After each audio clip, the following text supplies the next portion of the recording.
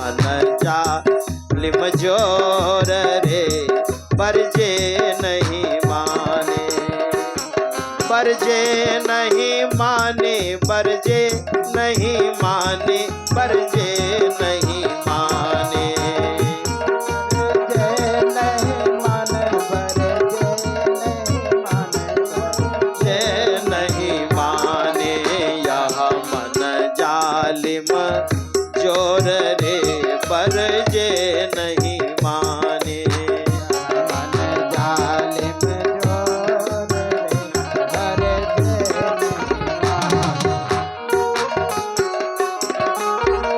मीठी मीठी तालियां भी बजाएंगे आप। हमारे परमाराध्य सदगुरु महाराज जब भजमन कीर्तन होता था तो गुरु महाराज तालियां बजाते थे मीठी मीठी।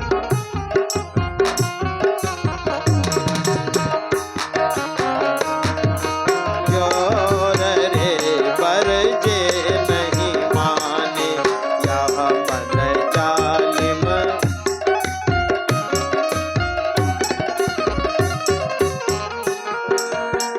किस तरह से ये मन, जो कोई मन को पकड़ा चाहे,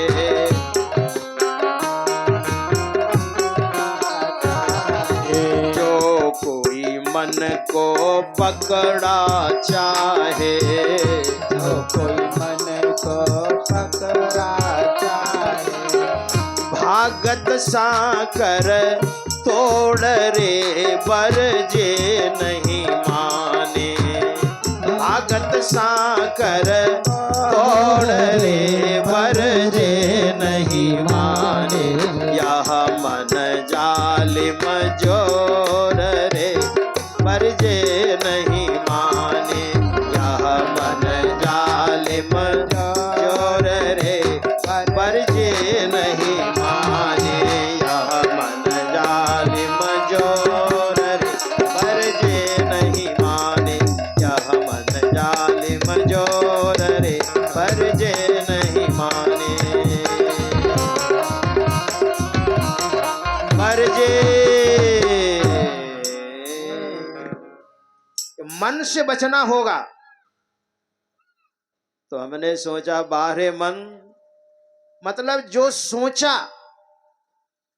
आप कहिएगा बहुत आदमी तर्क करते हैं, जानते तो है नहीं और तर्क करते हैं। साधु महात्मा आशीर्वाद देंगे तो कैसे हो जाएगा, ऐसा बोलते हैं। आशीर्वाद देने से कैसे हो जाएगा, आशीर्वाद देने से कैसे हो जाएगा। सुनिए, ये जो प्रकृति है ना, ये परमात्मा की बेटी है, जेब की बात नहीं कहता। एक संत हुए सुंदरदास जी महाराज, उन्होंने कहा ब्रह्म ते पुरुष आरु प्रकृति प्रगट भई। परमात्मा की बेटी ये प्रकृति है, जिसको नेचर बोलते हैं, जो आंखों से प्रकृति दिखाई पड़ती है। अभी अभी ठंड कितनी थी और गर्मी आने लग गई है ना। ठंड के समय में ठंड, गर्मी के समय में गर्मी। अभी तो समशीतोष्ण, शीत उष्ण लगभग सम है। ये प्रकृति का नियम है, ये परमात्मा की बेटी है और आत्मा जो है परमात्मा का बेटा है। और जो भजन करते हैं, साधना करते हैं और मंत्र को सिद्ध कर लेते हैं, मानस ध्यान को सिद्ध कर लेते हैं, और जैसे वो याचना करते हैं प्रकृति अपने ऊपर ले लेती है और प्रकृति परमात्मा से कहती है, पिताजी आपके भक्त ने ये संकल्प किया है, अगर आपने इसका समाधान नहीं किया तो बेइज्जती आपकी है। बेटा गलती करता है तो लोग क्या बोलते हैं, कैसे नालायक बेटा है, कैसे बाप ने ऐसे बेटे को पैदा किया है, बोलते हैं ना। माता पिता। मैंने तो यहाँ तक देखा है, एक नई नवेली दुल्हन आई तो सासू माँ ने कहा बाबा मेरे यहाँ चलिए ना। नई नवेली दुल्हन आई है, मेरी पतोहू आई है, उनके हाथ से आप भोजन ग्रहण करेंगे। हमने कहा ठीक है, आज आपके यहाँ भोजन करेंगे। और जब मैं गया तो सासू माँ ने कहा बाबा हैं प्रणाम करो, तो एक हाथ से प्रणाम कर रही है, एक दूसरे हाथ से एंड्रॉयड मोबाइल संभाली हुई है। तो सासू माँ ने कहा माँ ने तुमको यही सिखाया था, तुम्हारी माँ ने यही सिखाया था कि एक हाथ से साधु महात्मा को प्रणाम करो। तो भारी बेइज्जती, गलती की बेटी ने और सीधे सेंट्रलाइज केंद्र में पहुंच गई, है ना। वही बात है, प्रकृति कहती है पिताजी आपके भक्त ने ऐसा संकल्प किया है, अगर यह संकल्प पूरा नहीं आपने किया तो बेइज्जती आपकी है। तो भजनानंदी जो आशीर्वाद दे दिया, और आशीर्वाद मांगिए मत, भजनानंदी की सेवा कीजिए। खुश हो गए और मन में हो गया ये आदमी बहुत ईमानदार है, जैसे बाहर है वैसे भीतर है। आशीर्वाद अपने आप जाता है, मांगने से तो आश्वासन मिलता है। बाबा आशीर्वाद दे दीजिए ना। और बहुत लोग ऐसे चतुर हैं, हाथ पकड़ करके अपने बेटे के सिर पर कहते हैं ऐसे आशीर्वाद दीजिए ना। ऐसे आशीर्वाद थोड़ी मिलने को है, आशीर्वाद तो मूक होता है। सेवा कीजिए आशीर्वाद मिलेगा, और मांगिएगा तो आश्वासन मिलेगा। ठीक है ठीक है ठीक है, हो जाएगा हो जाएगा, ये आश्वासन है। भजनानंदी मन में खुश हो गए, आपको आशीर्वाद मिल गया। और भीतर से कपट है, बाहर से कुछ भीतर से कुछ। कहेंगे ये आदमी बहुत दुष्ट है, ऐसा है ना। भीतर से कुछ है और बाहर से कुछ है। तो ये भजन का मतलब ये होता है, और भजन बढ़िया से हो। वही तो ब्रह्मा जी आशीर्वाद देने के लिए आए और कहा तुम्हारी तपस्या पूरी, वरदान मांगो। तो रावण ने क्या कहा? रावण ने कहा महाराज आप आशीर्वाद देना चाहते हैं, वरदान देना चाहते हैं, तो कृपा करके आप हमें वरदान दें। का मांगो। जो भजन करते हैं उनको वरदान देना पड़ता है। तो क्या मांगा जानते हैं? हम काहू के मरही न मारे,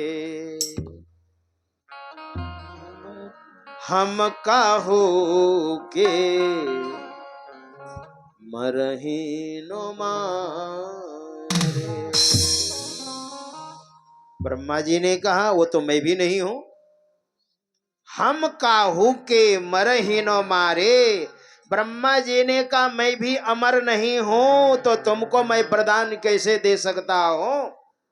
वो दूसरा वरदान मांग लो। जिसका जन्म हुआ है जातस्य ही ध्रुवो मृत्युर, ध्रुवम जन्म मृतस्य च तस्माद परिहार्यर्थे न तुम सोची तुम अर्हसि। जिसका जन्म हुआ है उसकी मृत्यु अवश्य संभावी है।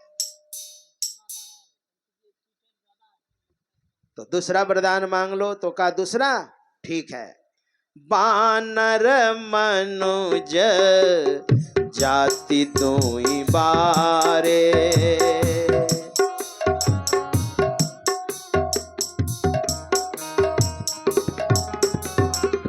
हम काहू के मरही न मारे।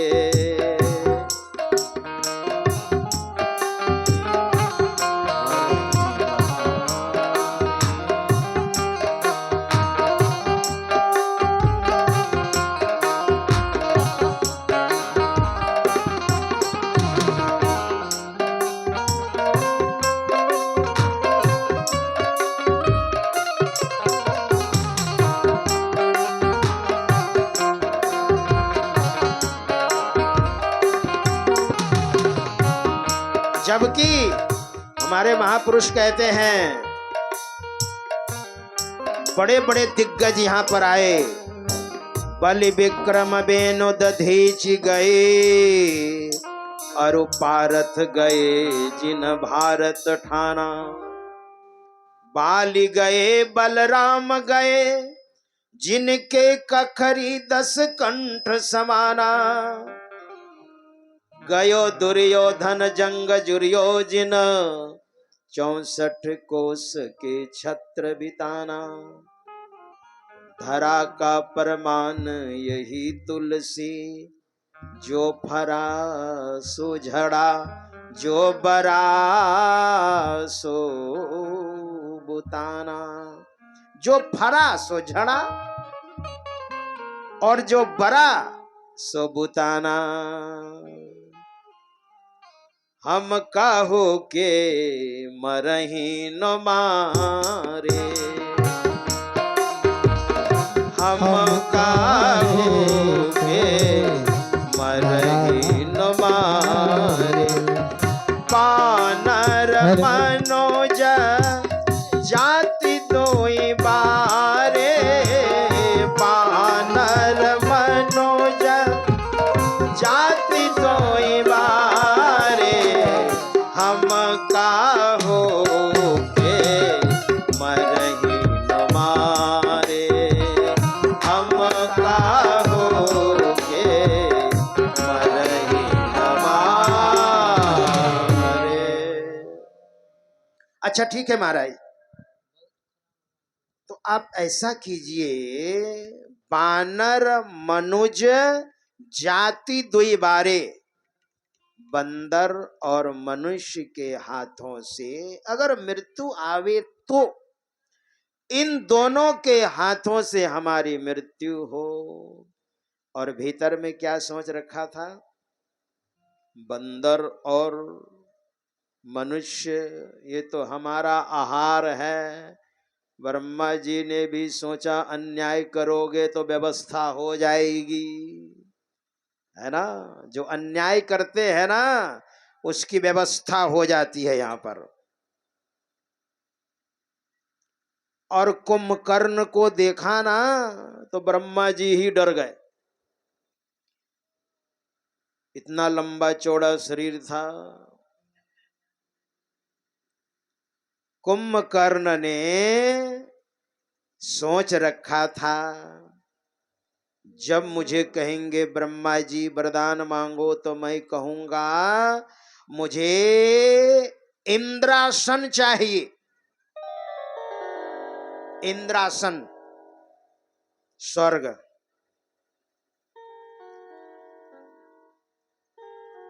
तो ब्रह्मा जी ने सरस्वती माता को तुरंत आह्वान किया।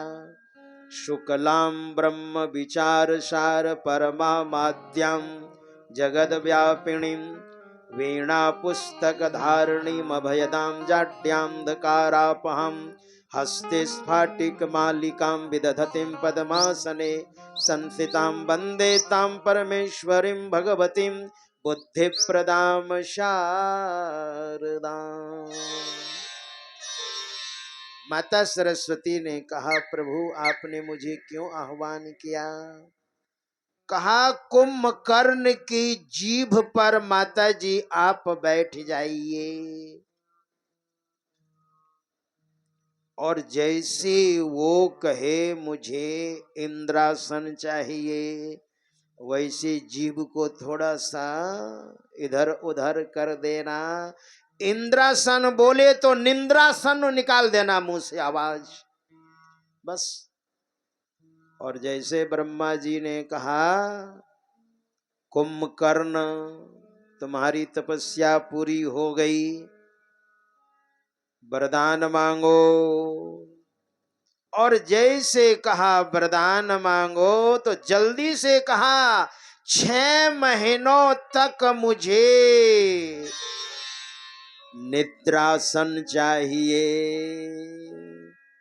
और सरस्वती माता तुरंत निकल गई। कुंभकर्ण ने ब्रह्मा जी से कहा, बोलने में है ना, थोड़ी गड़बड़ी हो गई, अब संभल करके मांगूंगा। ब्रह्मा जी ने कहा एक ही रील का था, दोबारा अब नहीं।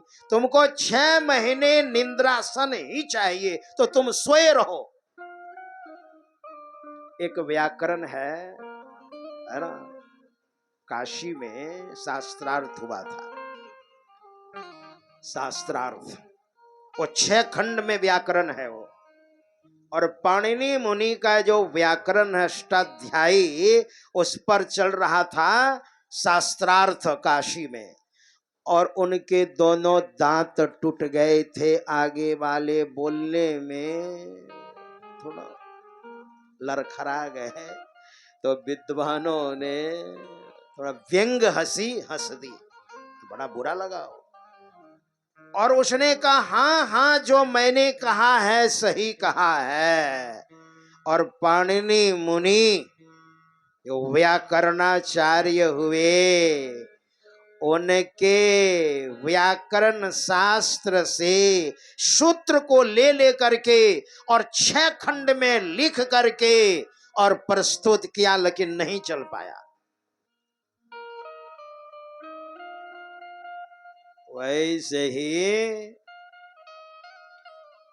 कुंभकर्ण ने कहा कि महाराज संभल करके मांगूंगा। ब्रह्मा जी ने कहा अब नहीं, जो मांगा तो मैंने दे दिया, एवमस्तु।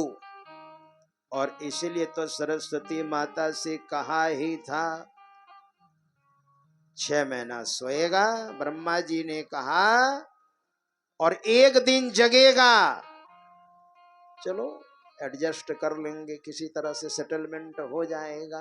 1 दिन जगेगा, 6 महीना सोया ही रहेगा, लेकिन बीच में कोई तुमको जगा देना तो तुम्हारा वह अंतिम दिन होगा। ब्रह्मा जी ने ये भी कह दिया।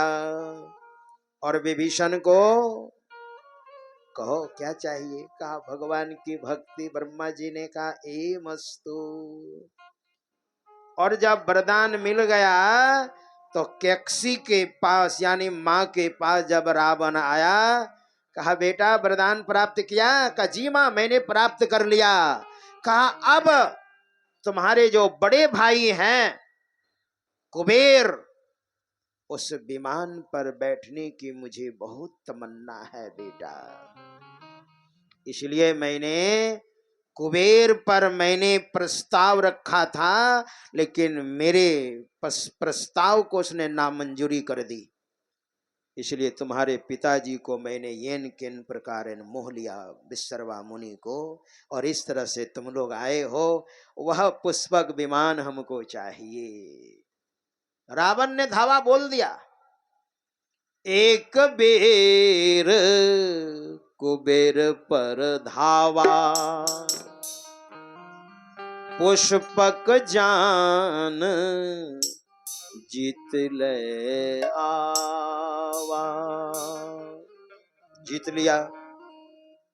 वही पुष्पक विमान रावण के पास था, और उस पर केकसी बैठ करके रावण बैठा, कुंभकर्ण बैठा, और खूब भ्रमण किया।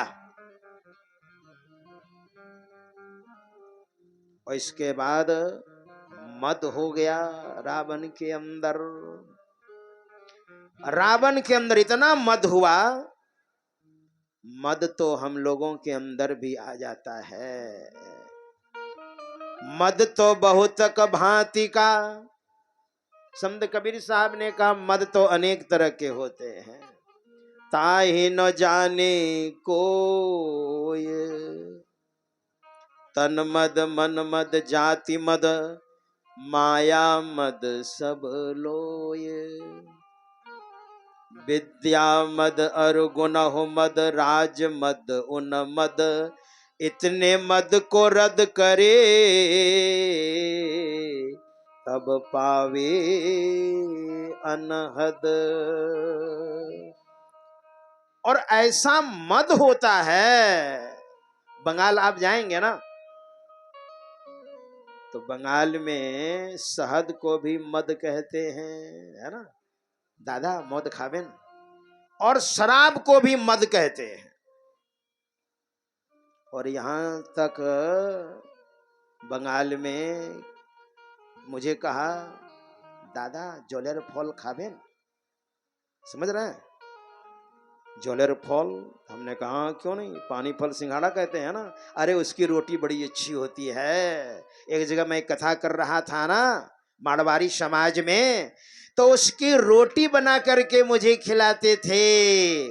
आज से कम 10 बरस पहले की बात, उससे भी ज्यादा।